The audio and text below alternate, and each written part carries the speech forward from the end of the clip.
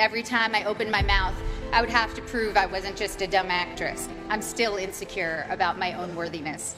Some combination of being 19, dealing with my first heartbreak, taking birth control pills that have since been taken off the market for their depressive side effects, and spending too much time missing daylight during winter months led me to some pretty dark moments. Driven by these insecurities, I decided that I was going to find something to do that was serious and meaningful, that would change the world and make it a better place. I feel lucky that my first experience releasing a film was initially such a disaster by all standard measures.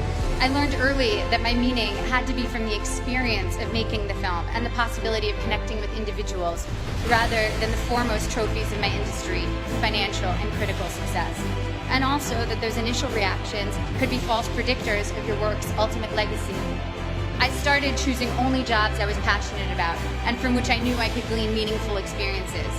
I made Your Highness, a pothead comedy with Danny McBride, and laughed for 3 months straight. I was able to own my meaning and not have it be determined by box office receipts or prestige. By the time I got to making Black Swan, the experience was entirely my own.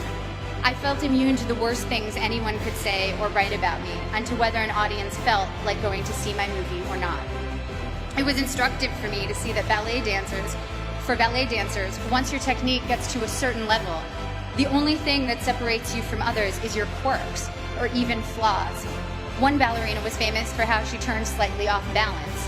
You can never be the best technically. Someone will always have a higher jump or a more beautiful line.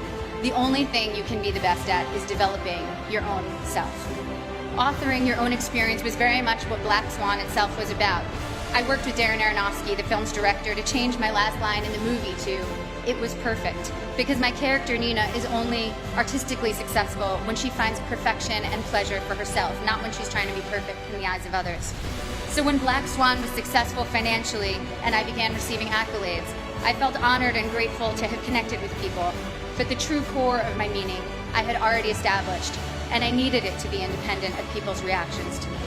Achievement is wonderful when you know why you're doing it, and when you don't know, it can be a terrible trap.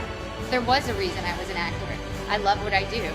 And I saw from my peers and my mentors that that was not only an acceptable reason, it was the best reason.